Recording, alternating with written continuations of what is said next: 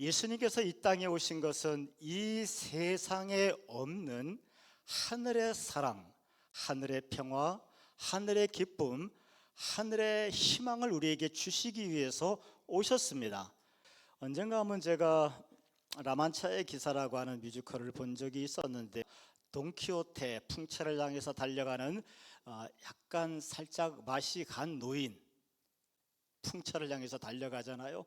그 돈키호테의 원제목이 라만차의 기사인데요, 목사의 입장에서 그 작품을 보면서 좀 마음이 많이 따뜻해진 그런 경험이 있습니다. 라만차의 기사를 쓴 세르반테스는 기독교인이고, 그래서 그 작품에 기독교적인 가치가 담겨 있습니다. 그래서 이 라만차의 기사라고 하는 소설을 다시 한번 들여다보면서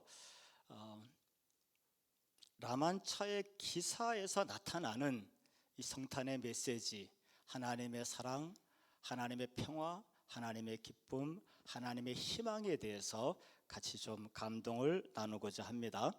이 세르반테스의 라만차의 기사 중에서 가장 유명한 장면은 돈키호테가 스페인 중부 작은 시골 마을인 라만차라고 하는 지역이죠. 그 작은 시골 마을인데, 그 주막에서 일하는 알돈자라고 하는 이 여인 이름이 우리식으로 따지면 개똥이 이런 형편없는 이름입니다. 아주 성의 없이 지은 이름인데, 알돈자라고 하는 여인을 만나는 장면인데요, 이 알돈자라고 하는 여인은 태어나면서부터 부모에게 버림을 받았습니다. 천대받으며 살았고, 지금도 남자들의 희롱의 대상으로서 그 술집 주막에서 일하는 여인입니다. 사랑받지 못하고 돌봄받지 못하고 평생 누구의 위로도 없이 상처와 상처 속에 살아왔던 여인이기 때문에, 이 알돈자는 그 언어가 굉장히 거칠었고 행동도 난폭했으며 세상에 대해서 불신이 가득한 그런 여인이었습니다.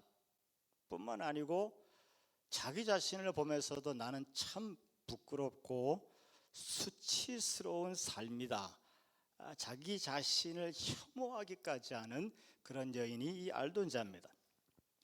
그런데 그녀를 처음 만난 돈키호테, 다시 말씀드리지만 맛이 살짝 간 노인입니다. 이 돈키호테, 정의를 수호하는 기사라고 자기를 착각하고 있는 이 알돈자를 처음 만난 돈키호테가 알돈자를 향해서 둘시네아, 고귀하고 순결한 여인이라고 불러줍니다. 그 말을 들은 알돈자는 자기 자신을 조롱한다고 분노하고 거칠게 반응합니다. 나는 똥통에서 태어났고 내 부모는 나를 버렸고 나는 더럽고 내 인생은 쓰레기다. 나는 알돈자다. 그러니 이 미친 노인네 헛소리 하지 마라. 이렇게 격하게 분노하며 반응합니다. 사실이지요. 그러나 돈키호테는 그 알돈자를 사랑의 눈으로 바라봅니다. 돈키호테의 눈에는 그녀가 세상에서 가장 존귀하고 순결한 여인으로 보입니다. 그리고 돈키호테는 알돈자에게 그렇게 선언하죠. 나는 당신의 기사가 되며 당신의 명예를 위해서 싸우겠습니다. 그때 알돈자가 돈키호테에 굉장히 반발을 했음에도 불구하고 계속해서 생각합니다. 나는 나를 알돈자라고 알고 있는데 천하고 수치스럽고 가망 없는 인생으로 나는 그렇게 나 자신을 확신하고 있는데, 저 미친 노인은 나에게 들신해야 고결하고 순결하고 존귀한 자라고 불러주니 도대체 무엇 때문에 나를 그렇게 불렀을까? 혹시 내가 보지 못한 그 어떤 모습을 저 노인은 발견한 것이 아닐까? 우리도 내가 보는, 나를 보는 나의 시선이 있고 하나님께서 나를 보는 시선이 있습니다. 내가 나를 어떻게 보든지, 내가 내 삶을 어떻게 알고 있든지, 어떻게 기억하고 있든지, 하나님은 지금 우리를 하늘의 사랑의 시선으로 보기 때문에 너는 내 사랑하는 아들이다, 너는 내 사랑하는 딸이다. 하나님은 우리를 그렇게 이름 불러주고 계신 줄로 믿습니다. 돌아온 탕자가 아버지 집에 왔을 때 탕자는 그렇게 얘기하죠. 나를 아버지 집의 종 중에 하나로 여겨주십시오. 나를 종 취급해 주십시오. 내 지은 죄가 있는데, 내 불의함이 있는데, 내가 아버지 마음에 대못을 박은 게 있는데 나를 종처럼 취급해 주십시오. 아니다. 가락지를 끼우며 손을 잡으며 너는 그래도 내 아들이다. 믿음이라고 하는 것은 하나님의 시선으로 나를 바라보는 것입니다. 지난주에 위로에 대한 말씀을 드렸었는데, 위로는 성령만이 주실 수가 있습니다. 위로는 성령의 사람만이 줄 수가 있습니다. 그 이유는 성령의 사람은 대화를 하다 보면 그 사건에 대한 하나님의 해석을 보게 해주거든요. 하나님의 시선을 보게 해주거든요. 그렇기 때문에 위로가 되는 겁니다. 인간의 따뜻한 말 다 좋죠. 하지만 진정한 위로는 하나님의 뜻이 어디 있는가? 하나님께서 이 일을 왜 내게 허락하셨는가? 이 일을 통해서 내가 받을 축복이 무엇인가? 그 일과 사건과 사람에 대한, 내 삶에 대한 하나님의 시선을 깨닫는 순간 우리는 진정한 위로를 받게 될 줄로 압니다. 그게 위로예요. 믿음이라고 하는 것은 더 이상 내 시선으로 나를 바라보는 것이 아니고 하나님의 사랑의 시선으로 나를 바라보는 것입니다. 시간이 지나서 돈키호테가 이제 워낙 나이도 많고 이제 죽음의 순간을 맞이할 때가 되었습니다. 이제 죽을 때가 되니까 오히려 정신이 돌아왔어요. 그러니까 그 앞에 알던 자가 섰을 때 누군지 몰라요. 이 여인이 정신이 돌아왔으니까 오히려 이 여인을 못 알아봅니다. 그래서 당신은 도대체 누구십니까?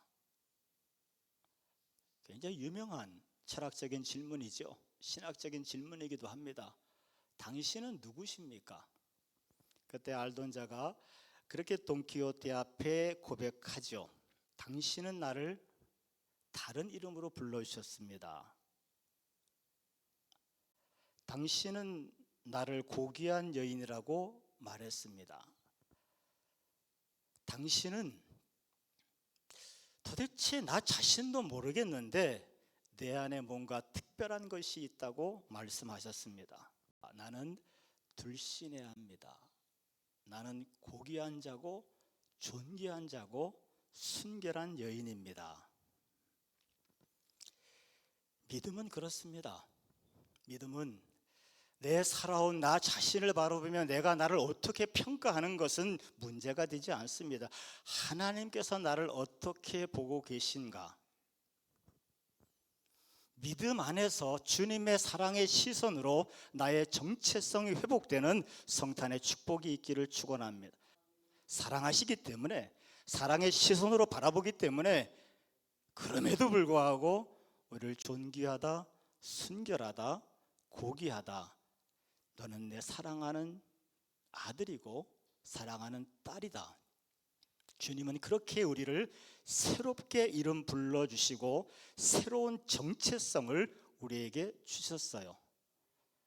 정체성이라고 하는 것이 무엇입니까? 알던 자가 계속 자기를 알던 자라고 생각했으면 술집 하녀에서 벗어날 수가 없고, 남자들의 희롱에서 벗어날 수가 없고, 자기를 저주하고 자기를 학대하는 삶을 살 수밖에 없습니다. 자기를 알던 자라고 인식하는 한 벗어날 수가 없습니다. 하지만 자기의 정체성에 들신해야 고귀하고 순결한 자라고, 내 시선이 아니고 하나님의 시선이죠.